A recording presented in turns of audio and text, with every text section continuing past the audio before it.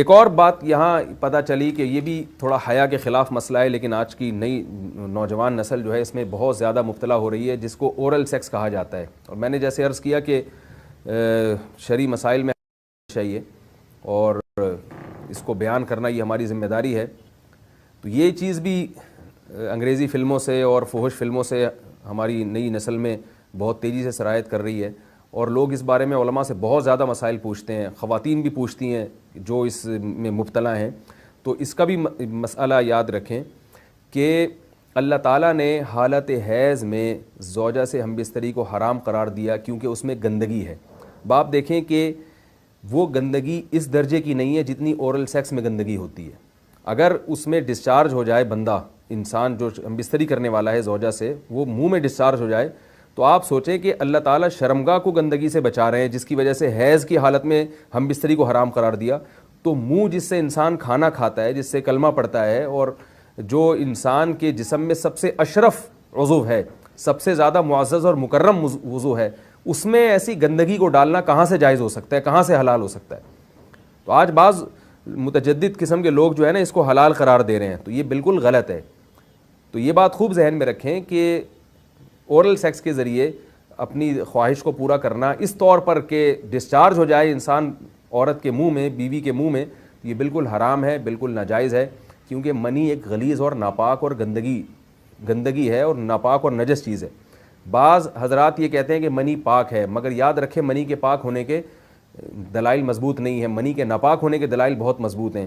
سب سے پہلی دلیل قرآن مجید میں آتا ہے الم نخلقکم من ماء مہین، ہم نے تمہیں غلیظ اور پلید پانی سے پیدا کیا، ذلیل پانی سے پیدا کیا ہے. تو اس میں بھی اشارہ ہے کہ منی ناپاک چیز ہے. دوسری بات یہ کہ حدیث میں آتا ہے کہ کنت افرق المنی من ثوب رسول اللہ صلی اللہ علیہ وسلم ثم یصلی فیہ. حضرت عائشہ رضی اللہ تعالیٰ عنہ فرماتی ہیں کہ رسول اللہ صلی اللہ علیہ وسلم کے کپڑوں پر اگر منی لگی ہوتی تھی، صحیح بخاری کی حدیث ہے، میں اس کو کھرچ کے صاف کرتی تھی، پھر آپ صلی اللہ علیہ وسلم اس میں نماز پڑھا کرتے تھے.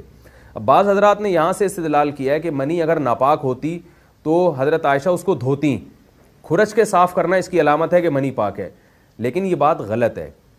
اگر منی پاک ہوتی تو حضرت عائشہ کو کھرچنے کی ضرورت نہیں تھی. بات یہ ہے کہ وہ نجاست جس کا ایک باقاعدی جسم ہوتا ہے اور وہ کھرچ کے جسم سے یا کپڑوں سے الگ ہو سکتی ہے، تو اس نجاست کو پاک کرنے کا طریقہ یہ ہے کہ اس کو کھرچ دیا جائے. ناپاک تھی تبھی تو حضرت عائشہ رضی اللہ تعالی عنہ اس کو باقاعدہ کھرچ رہی ہیں اور دور کر رہی ہیں. اور گیلی منی کو نبی، یہ ثابت ہے کہ حضرت عائشہ رضی اللہ تعالی عنہ آپ صلی اللہ علیہ وسلم کے کپڑوں سے دھویا کرتی تھیں اور آپ صلی اللہ علیہ وسلم اس میں نماز پڑھا کرتے تھے.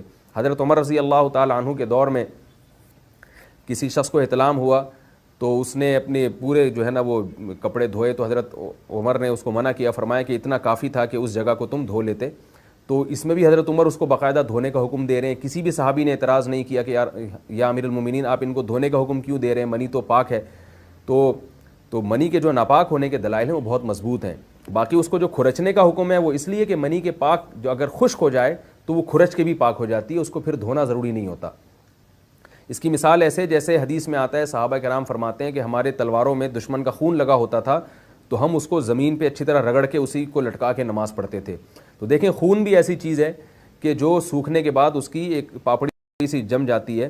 تو حالانکہ خون کو بھی ناپاک مانا جاتا ہے، جمہور علماء کے ہاں خون ناپاک چیز ہے، لیکن صحابی کیا کر رہے ہیں، اس کو رگڑ کے زمین پہ اور جو اس کو اچھی طرح رگڑ کے جب اس کا اثر زائل ہو گیا تو اسی کو لٹکا کے نماز پڑھ رہے ہیں. تو جیسے خون ناپاک ہونے کے باوجود رگڑنے سے پاک ہو جاتا ہے اگر کسی ایسی چیز پہ لگا ہو جو لوہے یا ایسی سخت چیز پہ، تو ایسے ہی منی اگر کپڑوں پہ لگی ہو، خشک ہو جائے تو اس کو اچھی طرح جب کھرچ دیا جائے تو وہ پاک ہو جاتی ہے. لیکن اس سے یہ ثابت نہیں ہوتا کہ منی پہلے سے ہی پاک ہے. ایک اور دلیل منی کے ناپاک ہونے کی یہ ہے کہ جو مدی ہے، ٹرانسپیرنٹ پانی جو مرد کے جسم سے نکلتا ہے، وہ اگر جسم سے نکل جائے تو وضو فرض ہو جاتا ہے، اور منی نکل جائے تو غسل فرض ہوتا ہے.